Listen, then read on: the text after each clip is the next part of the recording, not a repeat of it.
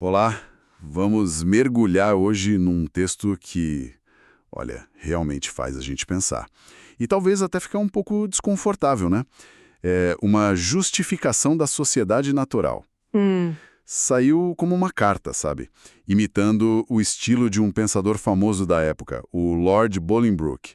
Mas, assim, o conteúdo vai muito além de só uma sátira. Pois é, a forma é uma, mas a mensagem é outra história. Exato. Nossa missão aqui é tentar desvendar a ideia central, que é bem radical mesmo, dessa obra. A ideia de que essa tal sociedade artificial, Com governos, leis, instituições, tudo isso que a gente acha tão necessário, né? isso.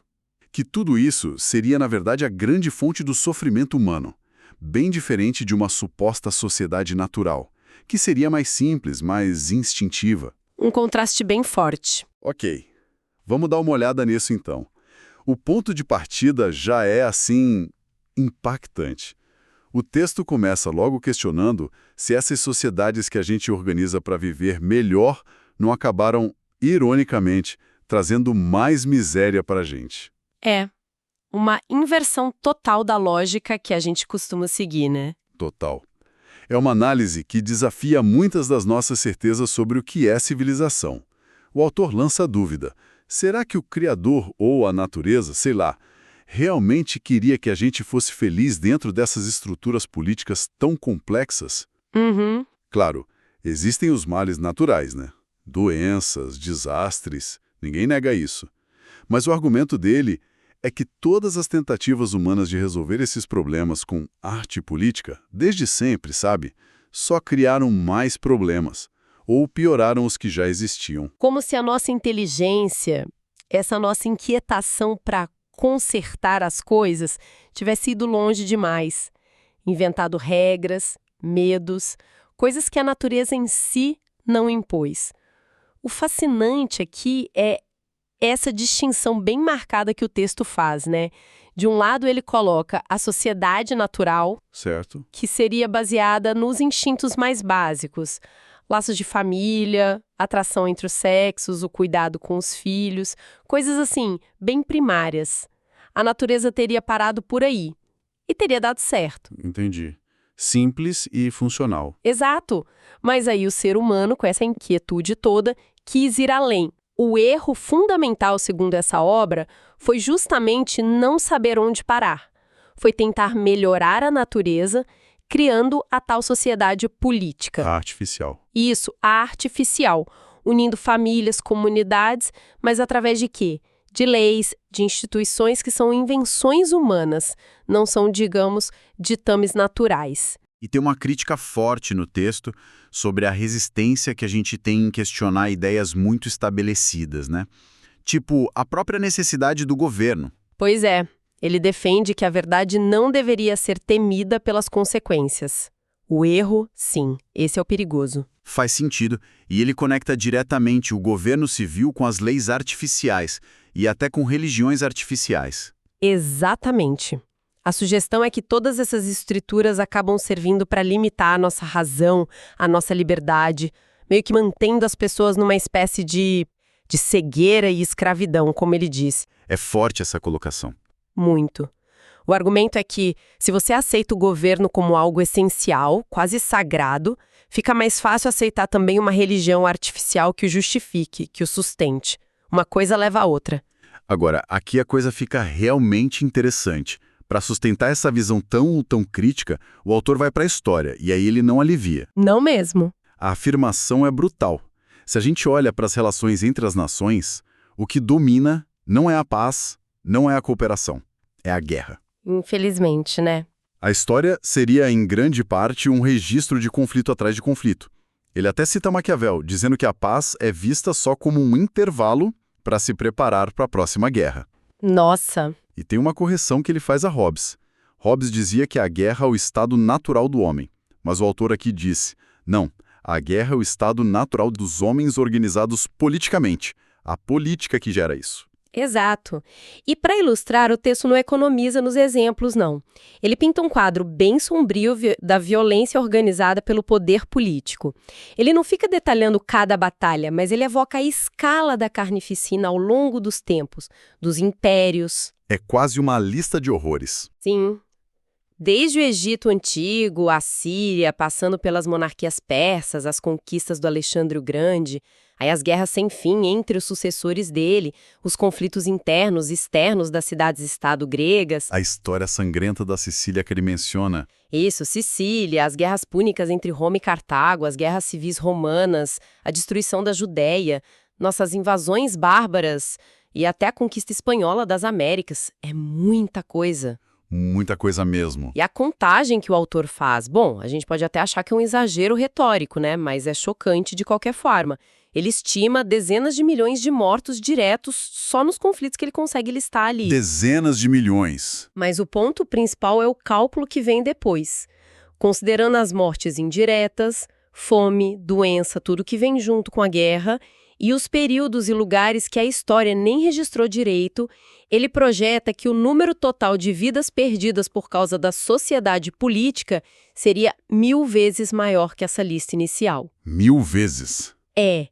Algo que, segundo ele, daria umas 70 vezes a população mundial da época em que ele escreveu.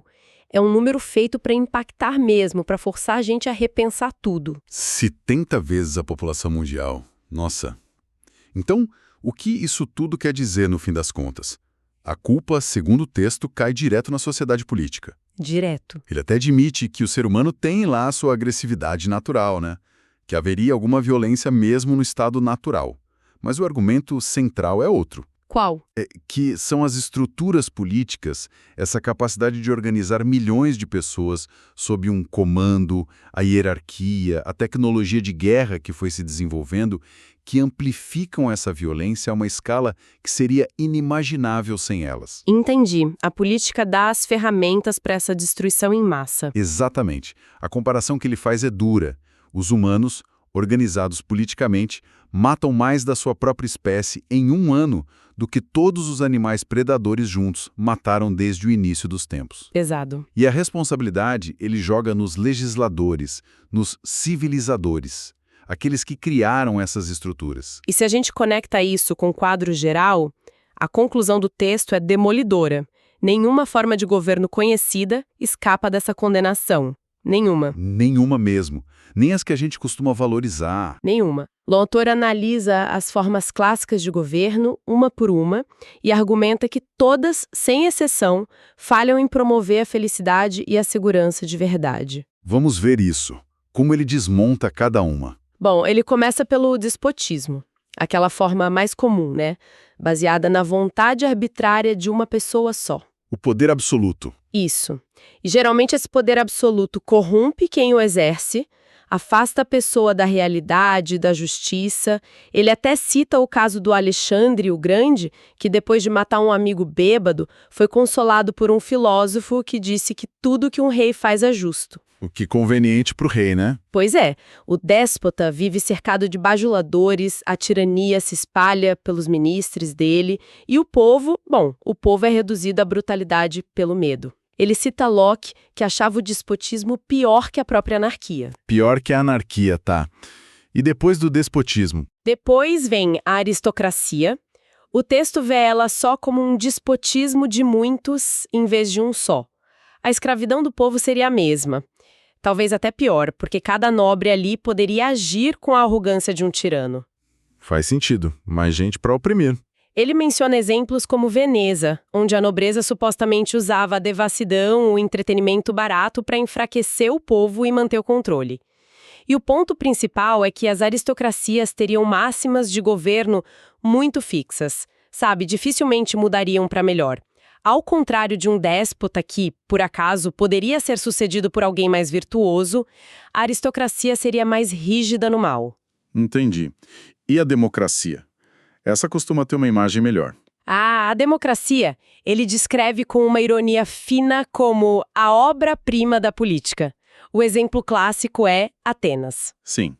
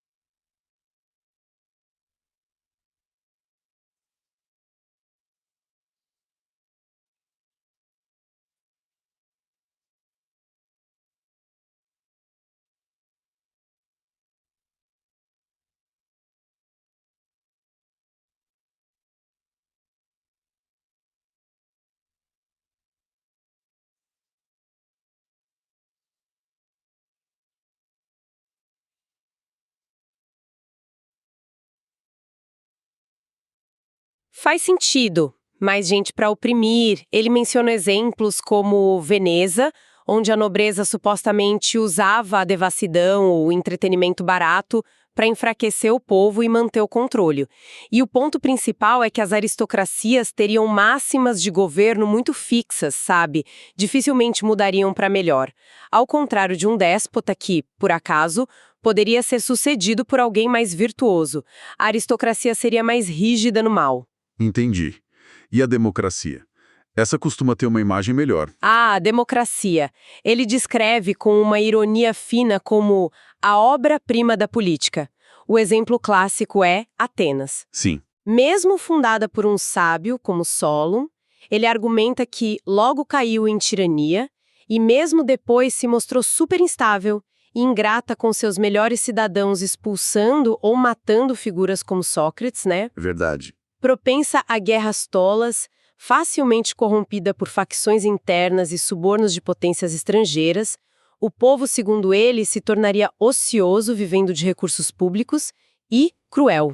Cruel. E ele lembra um detalhe crucial. Mesmo nessas ditas repúblicas livres, a maioria esmagadora da população era de escravos, sem direito nenhum. Então, na prática, eram oligarquias opressoras, não democracias de verdade. Nossa, parece que não sobra pedra sobre pedra mesmo. Nenhuma forma de governo simples funciona para ele. Nenhuma. Mas e as formas mistas? Aquelas que tentam equilibrar os poderes, tipo monarquia com parlamento, essas coisas, como o sistema britânico da época dele. Ah, sim, o governo misto. Ele ataca essa ideia também, confessa que já foi uma querida ilusão dele, mas concluiu que também não funciona. E por que não? Qual o problema aí? Primeiro, pela complexidade. Seria uma máquina cheia de peças com interesses opostos, rei, nobres, povo. Naturalmente instável, propensa a conflitos internos, a cabalas, até a revoluções. A própria definição dos limites de cada poder já geraria disputa sem fim. Uma briga constante pelo poder. Exato. E o ponto mais crítico para ele é: o governo misto não eliminaria os vícios de cada forma pura. Pelo contrário, ele os preservaria. Como assim? Continuaria existindo a ambição do monarca, a altivez dos nobres, a turbulência do povo, e isso levaria inevitavelmente ao partidarismo. Facções brigando entre si. Ah, o espírito de partido. Isso. Que ele define pela busca de poder, interesse próprio, opressão, traição, corromperia tudo ignorando a justiça, ignorando até os laços naturais entre as pessoas. Ele usa a história da Inglaterra como exemplo dessa instabilidade, desses conflitos e da corrupção que seriam inerentes a essa complexidade toda. A conclusão é dura. Nem essa tentativa de equilíbrio resolve o problema fundamental. Entendi. Ou seja, para ele, o problema está na própria ideia de governo político organizado. Não importa a forma. Exatamente. E isso levanta uma questão importante, né? Se todos os sistemas de governo são falhos, o que dizer das ferramentas que eles usam para se manter? Como a lei, por exemplo. Verdade. A lei não deveria ser a solução. Pois é, mas o texto também ataca a lei artificial. Aquilo que deveria trazer ordem, justiça, clareza, acaba sendo, segundo ele, fonte de mais problemas. Como assim? Olha, a lei busca a certeza, certo? Mas, paradoxalmente, ela gera mais incerteza. Pensa na quantidade de leis, interpretações, comentários, doutrinas, autoridades que discordam entre si. Vira uma confusão enorme.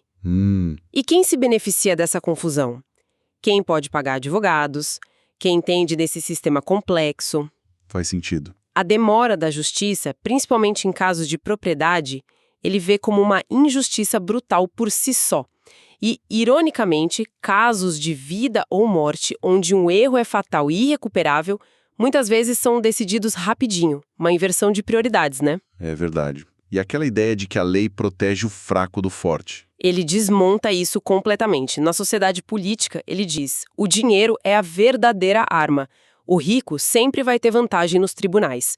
Pode pagar pela melhor defesa, pode sustentar processos longos. E o pobre? O pobre fica indefeso. Não tem como se defender ou retaliar como talvez fizesse num estado mais natural. A lei vira um mistério, Um jogo caro controlado por profissionais. Cria uma dependência. Os doutores da lei, como ele compara aos teólogos. Exato. E para piorar tudo, ainda tem a tal da razão de Estado. Aquela justificativa que os governos usam para violar direitos individuais em nome de um suposto bem maior. Onde começa esse mistério, essa razão de Estado, ele diz, termina a justiça. Que quadro desolador da lei. E qual o resultado social dessa combinação toda? Governos falhos, leis inadequadas. Como fica a sociedade? O resultado para ele é uma divisão brutal, uma sociedade partida entre ricos e pobres. E o pior, ele descreve essa divisão como desumana, infeliz para os dois lados. Ninguém sai ganhando de verdade. Infeliz para os dois lados. Como assim? Geralmente a gente pensa que o rico pelo menos se dá bem. Mas ele argumenta que não. Vamos ver os pobres primeiro. A função deles na sociedade artificial seria simplesmente servir. Servir à ociosidade, tolice e luxo dos ricos. Uma descrição bem dura. Muito. Ele fala dos trabalhos mais pesados, mais perigosos, dá o exemplo dos mineiros, que é fortíssimo. Enterrados vivos, respirando vapores tóxicos, com saúde arruinada, tudo por uma subsistência mínima. A vasta maioria da humanidade, 9/10 segundo ele, viveria nessa condição de miséria, de trabalho incessante, sem conseguir aproveitar quase nada do que produz. É uma imagem de exploração extrema. Total. Mas aí ele olha para os ricos. E, surpreendentemente, ele diz que eles também não encontram a felicidade. Ele divide os ricos em dois grupos. Quais? Os poderosos, aqueles envolvidos na política, no governo, esses viveriam atormentados pela preocupação, pela ansiedade, pela ambição, pelo medo constante de perder o poder. Acabariam perdendo as virtudes humanas mais básicas. O poder corrompe, como se diz. Exato. E o outro grupo de ricos são os ociosos, aqueles que não estão no poder, mas vivem do luxo. Esses buscariam prazeres artificiais que nunca satisfazem de verdade. Acabam transformando a busca do prazer num trabalho árduo, ficam doentes, decadentes física e mentalmente. Uma vida vazia no fim das contas. Isso. A conclusão dele é sombria. Nem os pobres, que são esmagados pelo excesso de trabalho, nem os ricos, que se perdem no luxo artificial, conseguem alcançar a verdadeira felicidade. A sociedade artificial, essa estrutura toda, falha em prover bem-estar genuíno para qualquer uma das classes que ela mesma criou. Parece um sistema que só gera infelicidade em todos os níveis. Então, depois de toda essa análise, qual a conclusão final? O que tudo isso significa para ele? A conclusão é radical mesmo. A sociedade artificial, em todas as suas formas, despotismo, aristocracia, democracia, mista, não importa, não é só, suscetível ao abuso. Ela é o abuso. Nossa, a própria estrutura é o problema. Exatamente. A própria coisa em si, o governo organizado, é o problema fundamental. É um leviatã, como ele chama, que teria inundado o mundo de sangue, de opressão, de miséria. E seria responsável por muito mais sofrimento do que até mesmo a religião artificial, que ele também critica bastante. Ele chega a dizer que a política causou 100 vezes mais mal que a teologia. 100 vezes mais. É uma afirmação em tanto. O argumento final, portanto, é um apelo. Um apelo para a gente rejeitar essas construções humanas, tanto as invenções políticas quanto as visões religiosas que são artificiais. Rejeitar tudo isso? Sim, porque, segundo ele, foram essas invenções que nos levaram a desconfiar da nossa própria razão natural, que seria o guia suficiente que a providência ou a natureza nos deu. A razão bastaria. Para ele, sim. Ao abandonar essa razão natural em favor desses sistemas complexos, artificiais, a gente teria renunciado à nossa liberdade fundamental, teria se submetido à escravidão política e teológica. A obra defende, então, um retorno, uma volta à simplicidade da sociedade natural e à confiança na razão natural. Esse seria o caminho para a liberdade perfeita e para a felicidade. Interessante essa conexão final. A lógica implícita é quase uma provocação. Se a razão natural é suficiente para a gente entender a religião, como diziam os deístas que o texto estava satilizando na época, por que ela não seria suficiente para a gente organizar a vida em sociedade, para a política? Uma pergunta que fica no ar. E pensando nisso, o autor nos confronta com esse quadro, né, onde as estruturas que a gente criou para viver junto parecem historicamente condenadas ao fracasso, a gerar sofrimento. Se toda forma de sociedade artificial é tão inerente e falha, tão destrutiva como ele argumenta, usando a história toda como testemunha, que alternativa poderia existir para a gente cooperar em larga escala sem cair nessas mesmas armadilhas de poder, de violência, de desigualdade? É a grande questão, né? Ou será que a própria busca incessante por uma estrutura social e política perfeita é a grande ilusão? Aquela contra a qual o texto, lá no fundo, está tentando nos alertar. Fica essa reflexão sobre os custos e talvez sobre a própria natureza da civilização que a gente construiu.